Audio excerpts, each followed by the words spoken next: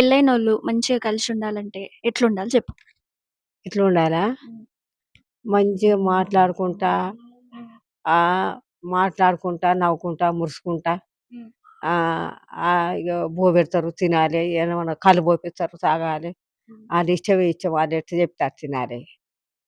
అంతేనా? ఆ! గొడవలు అయన్నీ గొడవలేముండయి.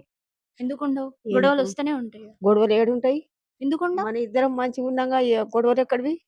ఎందుకు రావు? నువ్వు గొప్ప అంటే నేను గొప్ప అనుకుంటాంగా. ఆ! గొప్పంటే అన్నీ మాట్లాడతాడు. పెరిమిటే మాట్లాడతాడు హ్మ్. తల్లిదండ్రులతోటి. హ్మ్. ఆ!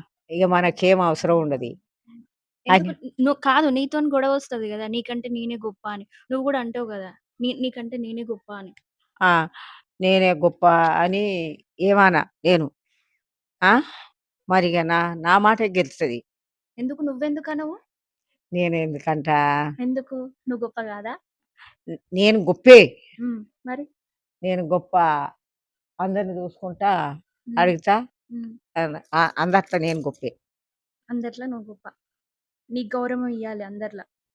చాలు. ఇంకేమొద్దు. హ్మ్. అంతే. హ్మ్. ఇంట్లో ఎంత గొడవనన్నా పడని. అవును. బయటికొచ్చినప్పుడు నీకు గౌరవం ఇస్తే చాలు అవును. అందరిలా. మరి పైసలు? పైసలు? బాగుండొద్దా? పైసలా? హ్మ్. పైసలు ఉండయా మగాయన కాడ? ఉంటాయి. కానీ బాగా బతకాలంటే ఇంకా బాగుండాలిగా.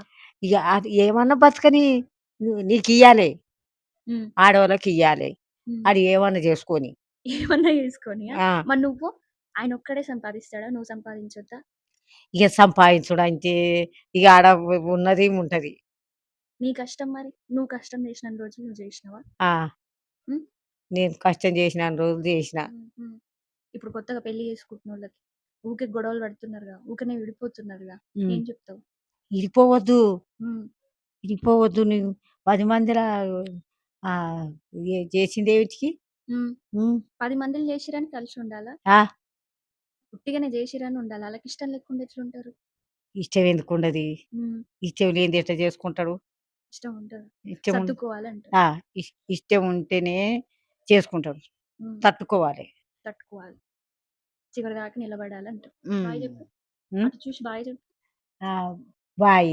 మంచిగా జెప్పు. చెయ్యి.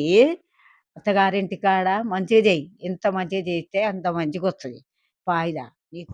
మా నానమ్మ మాటలు సింపుల్‌గా ఉన్నా లోపల చాలా లోతుంది. తట్టుకొని నిలబడాలి. మా నానమ్మే కాదు, మీ ఇంట్లో మీ అమ్మమ్మ, నానమ్మ, తాతలు ఎవరిని అడిగినా ఇలాంటి సలహాలే ఇస్తారు. ఒకసారి మాట్లాడి చూడండి. You feel something beautiful. ఇట్లు అమ్ము.